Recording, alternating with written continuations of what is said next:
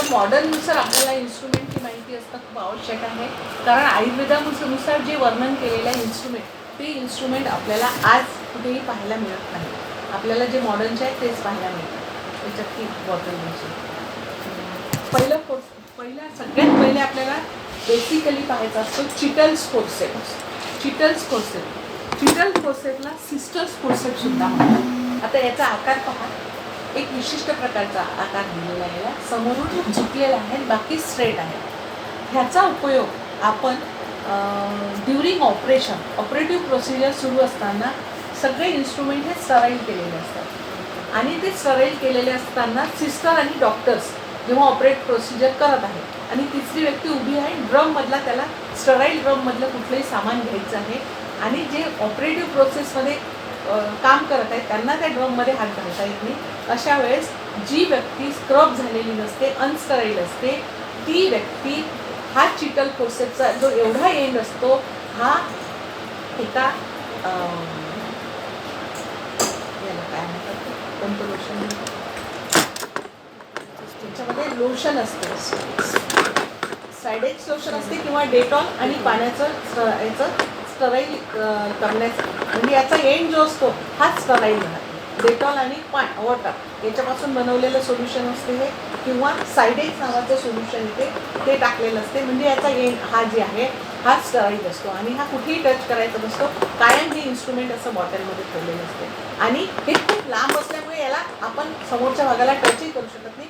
अशा वेळेस त्या ड्रममधलं सामान घेऊन ते सामान आपण ट्रॉलीवर किंवा ऑपरेटिव्ह प्रोसेस जिथं सुरू असते तेव्हा ही जी दुसरी सिस्टर असते ती सिस्टर हे करत असते, आणि परत हे आपल्याला असं ठेवून द्यायचं असतं. Cheatle's forceps to take out the instrument from the autoclave drum, use याचा to take out sterile instrument, dressing towel from the drum and dressing trolley, to take out the needles and scalpel blade from Lysol लोशनमध्ये टाकलेले instrument आपल्याला घ्यायचे असतात. याचं sterilization कसं करतात, may be autoclave daily and kept in the glass bottle containing 5 cc of freshly made Dettol solution which is change daily. हे Dettol solution रोज change केलेलं असायला पाहिजे.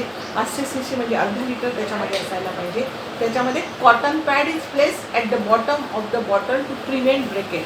म्हणजे आपण जर हे कशासाठी, कॉटनचा उद्देश काय असतो की आपण हे टक्कन इन्स्ट्रुमेंट आतमध्ये टाकलं तर इन्स्ट्रुमेंट असं लोशनमध्ये ठेवू शकतो, पण घाई गडबडीत आपण असं जर टाकलं तर ती बॉटल ब्रेक होऊ शकते, म्हणून याच्यामध्ये कॉटन ठेवलेलं असतं. Then ram place swab holding forceps, दुसरं इन्स्ट्रुमेंट आहे स्वॅब होल्डिंग फोर्सेप्स. आता ह्याची रचना याला स्वस्तिक यंत्र आयुर्वेदानुसार म्हणू शकता तुम्ही, पण हा फोर्सेप्स मॉडर्नमध्ये कुठलाही जे इन्स्ट्रुमेंट्स आहेत त्याला प्रत्येकाला फोर्सेप्सच म्हटलेलं आहे, फक्त नावं वेगवेगळी दिलेलं आहे. आता हे स्वॅब होल्डिंग फोर्सेप्स, तर याच्यामध्ये हे लॉंग इन्स्ट्रुमेंट असते जनरली, जसं चिटल फोर्सेप एक लॉंग इन्स्ट्रुमेंट असते तसंच हे लॉंग इन्स्ट्रुमेंट असते. ह्याच्यासमोर दोन असे याला ब्लेड्स असतात, आणि ब्लेड्सच्या याच्यामध्ये दोन असे होल असतात, आणि त्या होलच्या इनर सरफेस जो आहे ब्लेड्सचा त्या सरफेसला सरेटेड मार्जिन्स असतात, ट्रान्सवर्स सिरेशन्स, आणि हे होल्स असतात. हे कशासाठी असतात, याचं नावच मुळात स्पंज होल्डिंग फोर्सेप आहे. कुठलाही स्पंज पकडण्यासाठी याचा उपयोग केला जातो, आणि पोस्टेरियर साईडला हे कॅच करण्यासाठी दोन रिंग्ज असतात, आणि हे रॅचेट्स याला म्हणतात. याच्यामध्ये लॉक होते इन्स्ट्रुमेंट, याला लॉक सिस्टीम असते, रॅचेट्स असतात. एक क्लिक, एक पहिला खटका, एक वेळा क्लिक झालं की एक लॉक, दुसरा खटका लॉक झालं की तिसरा खटका, 3 लॉक्स असतात, याला म्हणतात रॅचेट्स. आणि how to hold the instrument in the ring finger and thumb. Why असं पकडायचं इन्स्ट्रुमेंट, हे 2 फिंगर जे असतात ह्या 2 फिंगरमुळे आपण त्याला होल्ड करू शकतो, आधार देऊ शकतो. असं जर पकडलं तर इन्स्ट्रुमेंट कसं आहे आपण पकडूच शकत नाही, आणि आपलं कंट्रोल राहत नाही. पण असं जर पकडलं तर आपलं त्या इन्स्ट्रुमेंटवर चांगली होल्ड राहते आणि पकडलं जाते. आता याचा उपयोग काय होतो, तर याच्यामध्ये स्वॅब होल्डिंग फोर्सेप, आणि याची लेंथ खूप मोठी असते. तर clean the operative procedure to clean the operative field or operative part. तर आपण जेव्हा ऑपरेटिव्ह पार्ट क्लीन करतो, सर्जन जेव्हा ऑपरेटिव्ह पार्ट क्लीन करतो, तेव्हा तो स्वतः पूर्ण स्क्रब झालेला असतो, स्टराईल असतो, त्याने पूर्ण गाऊन ग्लोव्ज सगळं घातलेलं असते आणि हे इन्स्ट्रुमेंट पण स्टराईल असते. पण ऑपरेटिव्ह फील्ड जे असते ते स्टराईल नसते. ते आपल्याला त्याला पार्ट प्रिपरेशन म्हणतात. ते पार्ट आपण प्रिपेअर करत असतो, पार्ट पेंटिंग करत असतो. ते करत असताना तो भाग अनस्टराईल असतो. मग अँटीसेप्टिक लोशन जे आहे, बेटाडीन झालं, स्पिरिट झालं, सॅव्हलॉन झालं, ते त्यामध्ये हा स्वाब बुडवलेला असतो आणि त्याच्या सहाय्याने आपण ऑपरेटिव्ह फील्ड जे आहे ते क्लीन करत असतो. मग ते अनस्टराईल पार्ट क्लीन करत असताना त्याचे जे थेंब किंवा त्याचे जे ड्रॉप्स आहेत ते सर्जनच्या अंगावर येऊ नये किंवा आपल्या सर्जनच्या हातावर होऊ नये, त्याच्यासाठी त्याचा उद्देश एक आहे की हे लॉंग असते.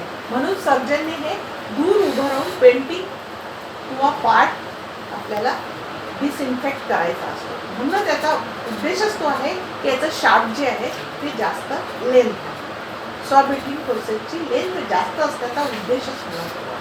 आणि हे जे असण्याचं एंटेरियर एंड असं असण्याचं कारण हा स्वॅब त्याच्यामध्ये पकड चांगली आहे. मेन उद्देश याचा हा आहे to clean the operative field, to solve the abscess cavity.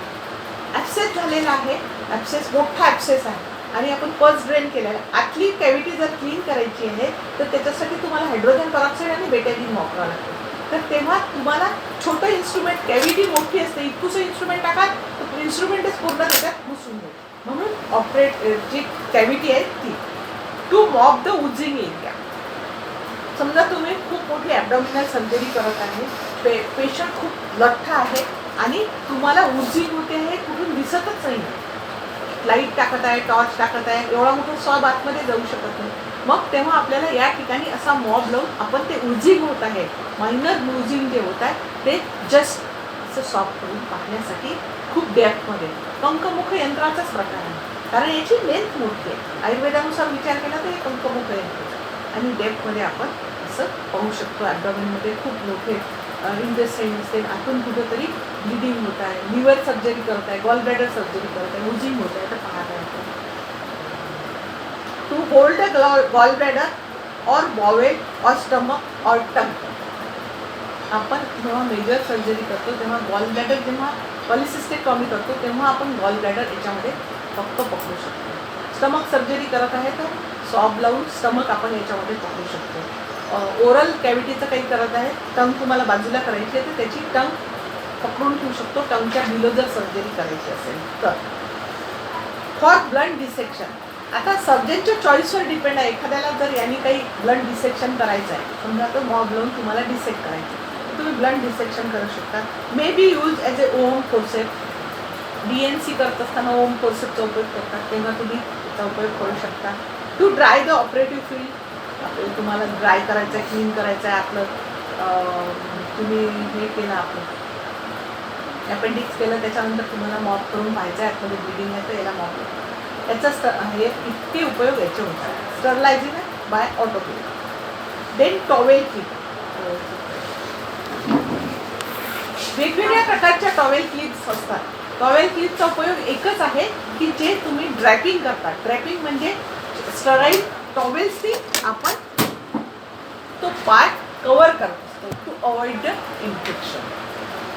तर समजा तुम्ही टाकले, समजा 2-3 हे टाकले, आपले शीट्स टाकल्या, शीट टाकल्यानंतर 2-4 टाकल्या शीट आणि मग त्या अशा ओटीत हवा येते किंवा तुम्ही काही काम करत असताना ते असं उडलं पण आपल्याला हे उडवायचं नाही आहे, ते असं आपल्याला हे करायचं आहे. तर टॉवेल क्लिप लावल्याने ती जो एरिया आहे तो एरिया एक आर्टरी फोर्सपसारखा सुद्धा टॉवेल क्लिप होते ती, आणि असं लावून आपण कवर करतो आणि हे तुमचं ऑपरेटिव्ह फील्ड असते. बाकीचा भाग हा झाला समजा ऑपरेटिव्ह पार्ट तुमचं, बाकीचं ड्रॅप केलेलं आहे आणि त्याला अशी टॉवेल क्लिप लावलेली आहे. चारही बाजूंनी असे 4 टॉवेल टाकले तर तुम्हाला 4 टॉवेल क्लिप लावून तो पार्ट जो आहे तो तुम्हाला तुमच्या मनासारखा करून कवर करून घ्यायचा आहे. म्हणजे बाकीची स्किन जरी तुम्ही डिसइन्फेक्ट केली नाही तरी चालेल, कारण तुमची स्टराईल टॉवेल त्या ठिकाणी आहे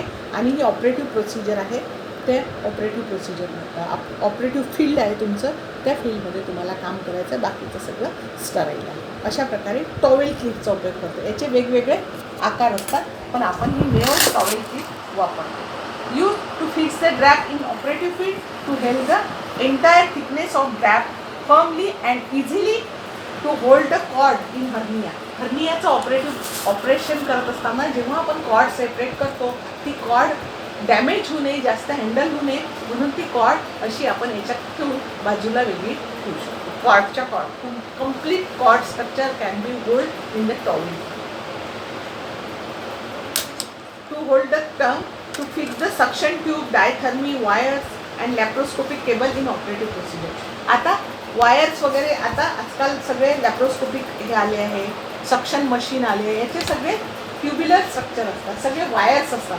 तर ते वायर्स कापडाला असे आपल्याला लावून ठेवायचे, नाही तर खाली पडले तर ते कसे अनस्टराईल होतील.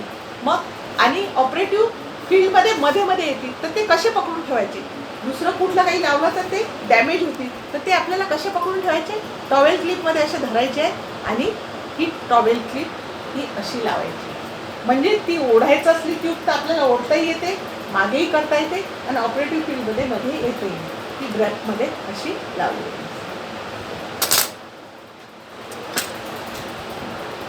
Then kidney tray.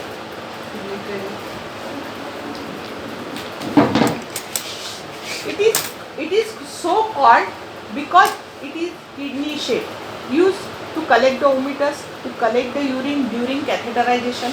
कॅथेटर केलेला आहे, तुम्हाला युरिन आउट होत आहे, युरिन बाहेर पडत असेल तर तुम्ही अशा वेळेस कुठे कलेक्ट करणार आहे ती युरिन, काहीतरी पॉट पाहिजे.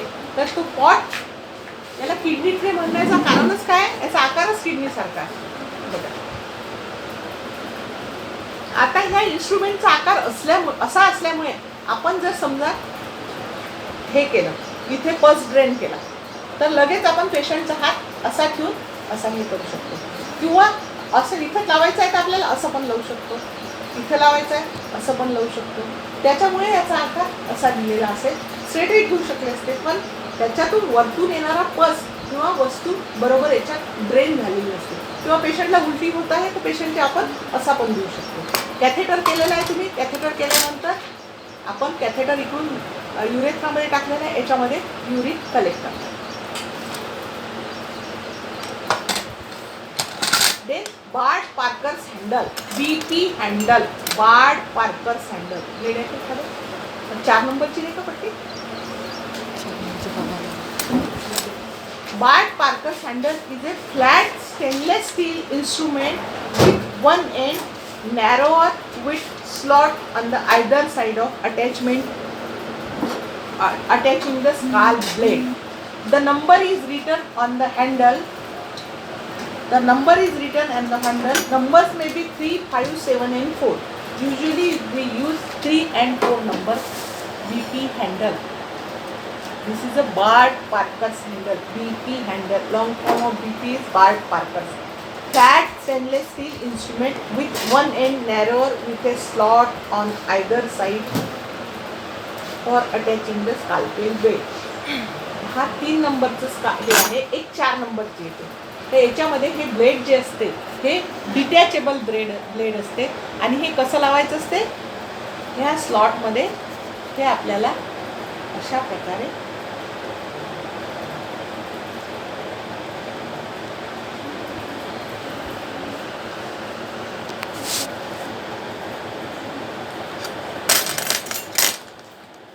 हे ब्लेड जे आहे हे आपल्याला अशा प्रकारे ह्या स्लॉटमध्ये लावायचं.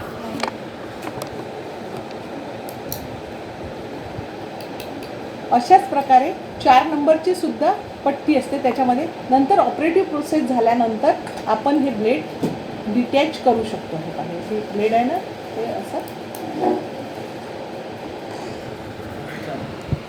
अशाच प्रकारचं 4 नंबरची पण पट्टी असते, त्याला वेगळ्या नंबरचे ब्लेड लागतात. हे 11 नंबरचं ब्लेड आहे, हे असं या ठिकाणी फिक्स करतो. हे डिस्पोजेबल ब्लेड्स असतात, हे एकदा वापरल्यानंतर हे असे काढून. Scalpel handle number 4, the side for attachment of blade is little wider than the handle number 3, 5 and 7, whether it is little narrow.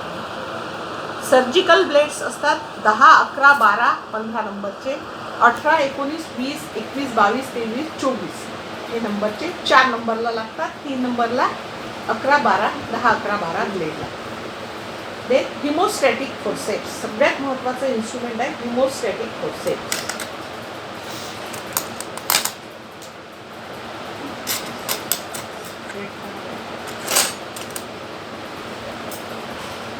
To catch the bleeding point सगळ्यात महत्त्वाचा उपयोग याचा आहे to catch the bleeding points.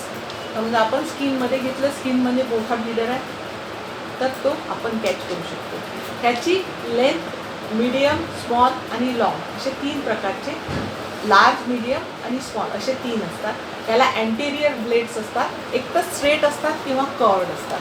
स्ट्रेटला straight artery forcep म्हणतात, कर्डला curd artery forcep म्हणतात.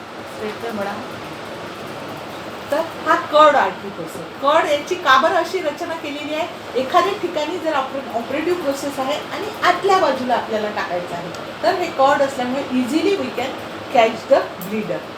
एखाद्या वरचा straight आपल्याला उपयोगात आणायचा आहे तर स्ट्रेट वापरायचा.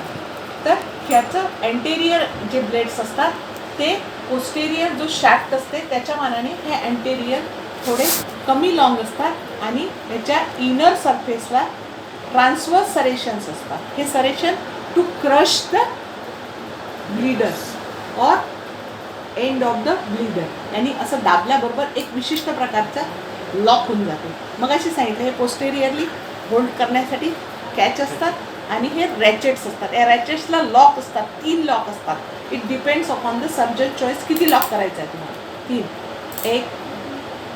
1, 2, 3. Again hold the instrument in ring finger and thumb आणि त्याच्यामुळे मग हे क्रश होऊन जाते आणि तात्पुरतं ब्लीडिंग स्टॉप होते, म्हणून याला आर्टरी फोर्सेप म्हणतात. To open the fascial plane in different surgeries to pass a ligature and to hold it, to hold the fascia peritoneum. आपण याच्यामध्ये फेशिया आता हर्नियाचं ऑपरेशन करत असताना ॲपोन्युरोसिस ऑफ एक्सटर्नल ऑब्लिकचं जे आहे ते पकडण्यासाठी याचा उपयोग करतात. आता ॲपोन्युरोसिस वगैरे कसे स्ट्रक्चर असतात, असे थिन स्ट्रक्चर असतात. पेरिटोनियम त्याच्यापेक्षा थिन स्ट्रक्चर असते. तर हे असं होल्ड करण्यासाठी ॲपोन्युरोसिस वगैरे होल्ड करण्यासाठी सुद्धा याचा उपयोग करू शकतो. To drain the abscess cavity. Abscess cavity आहे त्या कॅव्हिटीमध्ये इन्सिजन दिल्यानंतर ते लॉक्युल्स जे असतात कॅव्हिटीचे ते तोडण्यासाठी बंद आर्टरी फोर्सेप आपण आतमध्ये टाकतो आणि आतमध्ये टाकून असा फिरवतो. त्याच्यामुळे सगळे लॉक्युल्स जे आहेत ते तुटतात आणि आतली कॅव्हिटी ड्रेन होते. To hold the gauze piece. Again एखाद्या वेळेस आपल्याला ड्युरिंग ऑपरेटिव्ह प्रोसेस आपल्याला कॅव्हिटी क्लीन करायची आहे, ब्लीडर पाहायचा आहे तर आपण या ठिकाणी गॉज लावून आपण हे करू शकतो. किंवा पी नट बनवायचं आहे, त्यालाच पुश म्हणतात, पुश करायचं असतं तर तो पुश आपल्याला कशासाठी आतमधल्या ब्लड डिसेक्शन करायचं असेल तर पुश बनवतो, पुशला पी नट म्हणतात. याच्यापेक्षा छोटा पण बनवू शकतो, तसंही पण it depends upon the choice of surgeon. त्याच्यानुसार आपण हे करायचं. To crush the base of appendix. आता appendix is a tubular structure, त्याचा बेस समजा अपेंडिक्स आपण सेपरेट केलं इथपर्यंत हा अपेंडिक्स आहे तर तो एक्सरसाइज करायचा आहे. अपेंडिसेक्टॉमी करत असताना तो बेस जो असतो तो आपल्याला बेस असा क्रश करायचा असतो. कारण काय ट्युब्युलर स्ट्रक्चर आहे आणि हे ट्युब्युलर स्ट्रक्चरमध्ये ऑब्स्ट्रक्टिव्ह अपेंडिक्स जर असेल तर त्याच्यात फिकोली किंवा अदर इन्फेक्टेड मटेरियलसुद्धा असू शकते. म्हणून अपेंडिक्स पहिले क्रश करतो, नंतर लायगेट करतो आणि वरचा भाग कट करतो टू अवॉइड द इन्फेक्शन. म्हणून क्रश करण्यासाठी आपला उद्देश काय आहे, आर्टरी फोर्सेप आपण क्रश करतो, आर्टरी आपण क्रश करतो म्हणजे ब्लिडिंग स्टॉप करतो. दुसरी गोष्ट त्याचं तोंड बंद करतो. मग अपेंडिक्समध्ये क्रश करतो म्हणजे अपेंडिक्सला क्रश करून त्याचं जे एंड आहे ओपन एंड ते क्रश करून बंद करतो.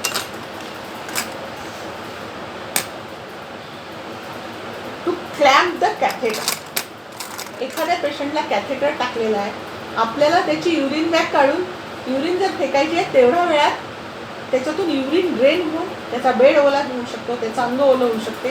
म्हणून इथून डिटॅच करायची युरिन बॅग आणि इथं क्लॅम्प करून ठेवायची. किंवा एखाद्या पेशंटला कॅथेटर टाकलेला आहे, ब्लॅडर टोन गेलेला आहे, त्याचा ब्लॅडर टोन परत आला की नाही हे करण्यासाठी, त्याची युरिन स्टोअर होण्यासाठी ब्लॅडरमध्ये आणि त्याला सेन्सेशन होते आहे की नाही ब्लॅडर फुल झाल्यानंतर, तर ब्लॅडर फुल करण्यासाठी कॅथेटर आपण क्लॅम्प करून ठेवू शकतो जर त्याला सेन्सेशन आहे की नाही हे पाहण्यासाठी. जर त्याला सेन्सेशन असेल तर तो पेशंट सांगेल की मला युरिन पास करायची, तर ही ट्रायल घेण्यासाठी सुद्धा आपण कॅथेटर क्लॅम्प करू शकतो. टू कॅच द पेपिझल स्किन इन सर्कमसिजन. जेव्हा आपण सर्कमसिजन केव्हा करतो? Phimosis means patient cannot retract the पेपिझल स्किन फ्रॉम ग्लॅन्स. तर ती जास्तीची जी स्किन असते ती स्किन सर्कमसिजनचं ऑपरेशन करत असताना जेव्हा आपण सर्कमसिजन शिकू तेव्हा करतो. म्हणजे हे एक्स्ट्रा वर्कसुद्धा या आर्टरी फोर्सेप्स करू शकतो आपण. देन दुसरे प्रकार आहे मॉस्किटो फोर्सेप्स. मॉस्किटो मीन्स खूप स्मॉल साईजचे फोर्सेप्स असतात, use in paediatric surgery, micro surgery, cleft surgery आणि प्लास्टिक सर्जरी. एकदम मायक्रो हे इन्स्ट्रुमेंट आहे. मायक्रो वेसल्स असतात, मायक्रो स्ट्रक्चर्स असतात, ते पेडियाट्रिक सर्जरीमध्ये क्लेफ्ट पॅलेट, क्लेफ्ट नीट ह्या सर्जरीमध्ये किंवा मायक्रो सर्जरीमध्ये ह्या मॉस्किटोचा असं काही नाही, आपण पण यूज करू शकतो जिथे आपल्याला, तर त्याला आहे प्रकार तोच.